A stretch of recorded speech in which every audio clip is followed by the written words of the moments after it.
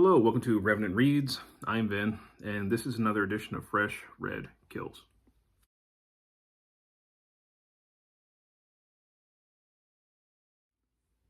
So Fresh Red Kills are the videos where I talk about the books that I've recently finished reading. I'm going to be talking about two that I read in the beginning of October. I read both of these for Historathon 2025, which is a year-long event where we read, discuss, and celebrate nonfiction history. We are currently in quarter 4, which looks at the years 1820 to the present. Yeah, it's a great event. I hope that you're following along, and if not, that you will join us either before the end of the year or next year. And if you're new to my channel, my videos, they are unscripted. It is just me speaking off the cuff. I don't really call these reviews. These are just informal book discussions, sharing my thoughts. So I guess I'll start with this one. Very short read. The narrative of Sojourner Truth. So this is a slave narrative, but one that's very, very different from the more famous narrative of Frederick Douglass. This was published after Douglass. I think Douglass's was published in like around 1843, around there. This was published in 1850, so I think that it was due to the popularity of Frederick Douglass that this was put together. And this is quite short. It's only like 70-something pages. This old Dover thrift edition. And even though they are both slave narratives, this is very different from Frederick Douglass's. So Sojourner Truth, that is not her birth name. She gave herself that name. She was somebody, especially starting in the 1850s, who was known for kind of having this, I guess, a really captivating, almost like preaching style. She was kind of in the religious circuit. She had seen herself as kind of on a mission from God, and she was kind of a rabble-rouser. So that is not really something, though, that you get from this book. This is very muted, and it's not written by her. So if you read Frederick Douglass, one of the main, sort of takeaways of that is the importance of literacy, that him teaching himself to read was something that really allowed him to gain his freedom. And of course, he wrote his narrative himself. Now, Sojourner Truth, she never learns to read or write. She is illiterate her whole life. Frederick Douglass's narrative it's how can I say this? It's largely secular, and this one is definitely not. You can tell that this one was, it seems like its target audience was the church-going crowd, especially of abolitionists, but the more the holy rollers. So this was put together by a white abolitionist who basically took Sojourner's story and she wrote it. And it's hard to know how much of Sojourner Truth's voice is in this. So is this as captivating and entertaining as, Frederick Douglass's narrative? No, I don't think it is at all. The first half really deals with slavery. The second half is more like her religious journey. So she was a slave in New York. And New York had basically gotten rid of slavery, and I'm forgetting the year off the top of my head. I think it was in the 1830s, like 1832 or 3 or something like that. And in the year before slavery officially ends in New York, she runs away from her master. Now, she does along the way talk about some horrific incidences. There's like some, moments of shocking violence, although you always feel like the kind of punches being pulled at the last second. And she comes out and says that there's certain things that she's just not going to talk about that were horrible. So you don't get a sense of the evil of slavery necessarily that I think you could have had if she was more forthcoming in some of those things. But when she runs away from her master, she doesn't really run away.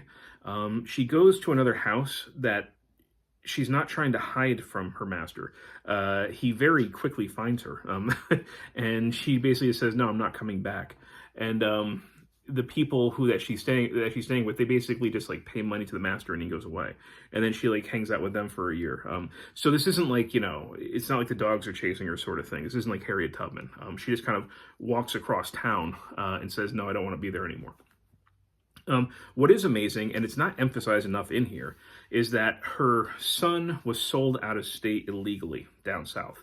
And she successfully sued a white master, basically, to get her son back to her. And that is extraordinary. That is in here, but it's the weight of it is not what it should be with that. And then, like I said, after she's free, she just kind of, she wanders around, and we get the sense that people are really captivated by her speeches, but we don't really get the sense of why from the content of the book. So, yeah, it's very different from Frederick Douglass's. If you were only to read one of them, I would definitely say read Frederick Douglass, but this is a pretty quick read. But yeah, it's more milquetoast in a lot of ways than what you get from Frederick Douglass. And the stuff that made her so captivating historically, you don't really get on the page here. And my next book I followed up with was The Ghost Map, the story of London's most terrifying epidemic, how it changed science, cities, and the modern world, by Stephen Johnson. So yeah, this is about the cholera epidemic in London in, what was it, 1854. So when some years ago, I'm a middle school teacher. At our middle school, we used to have what were called like water days. And it was basically the students throughout the day would have these different like stations throughout the building they would go to that would be like these mini water science lessons. And one of them had to do with an infected well and trying to figure out, basically where the disease was coming from looking at the map. And I kind of vaguely remembered that. And then when I saw this book, available used at some shop, I'm like, oh, I'm pretty sure that's what that was about. And it turned out it was. This is pretty interesting. So, we basically have this terrible outbreak of cholera that's killing a bunch of people inside this London neighborhood. And of course, people at the time didn't really understand why. Then you have this kind of unlikely team. They don't start off as a team. They kind of end up coming together towards the end. But you got Jon Snow, who's this brilliant but kind of introverted scientist. And he catches on pretty early on that cholera is found in water. But that goes against the common sort of wisdom at the time. Everybody thought it was miasma. Everybody thought it was from the smells. And of course, these slums smelled horrible. So they had to think that, no, that the disease must be coming from the smells. But he knew, and the evidence really was right there. One of the first symptoms of cholera is like horrible diarrhea, which we would call rice water.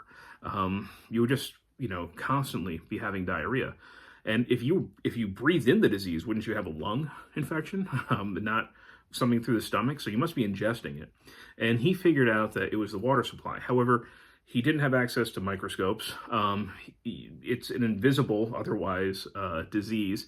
And the water that was infected was known for being incredibly kind of crisp and clean. And when he looked at it, it wasn't cloudy at all. It didn't look like it was dirty. But unfortunately, of course, it was. And it was killing people. So he is collecting evidence, and he is trying to, prove to the city and everybody who will listen that it's the water. It's not the air, it's the water. And he ends up finding this unlikely ally in this local minister who's in the neighborhood, who at first sets out to prove him wrong, saying that, no, it must be the miasma. But then the more evidence that he gathers, he realizes that he's right about the water. And as a team, they sort of help to convince more people. And it's a really great story. And I really like that. The last section of the book, it was interesting. Johnson, he kind of makes an argument in favor of cities. Talking about how cities are not the kind of squalor that we kind of imagine them to be, that they are actually very kind of frugal and effective in using resources in a way that does not, that is spread across the most people possible. That like your average New Yorker is actually using less energy, less resources, etc., than somebody in the countryside who's driving around getting groceries and stuff. And that if we always have this kind of doom and gloom predictions as the population grows that we won't be able to sustain it, and yet that never really happens. And he says that one of the ways that we would actually be able to protect ourselves in the future is through urbanization. So even though you would think that something like this would give us the dangers of people living in close proximity to each other, that's actually not kind of what his takeaway is. It is about, in the end, how cities might actually be the thing that saves us. So anyhow, I thought that was a kind of an interesting takeaway that I wasn't expecting. And I think we have an image of the ghost map in here, or at least one of them, if I remember correctly where it is. This kind of famous map that's become iconic. Yeah, so the map that Jon Snow made, all those black bars, that's the deaths at the various buildings, and they're close to the pump. The Broad Street pump is one that was infected.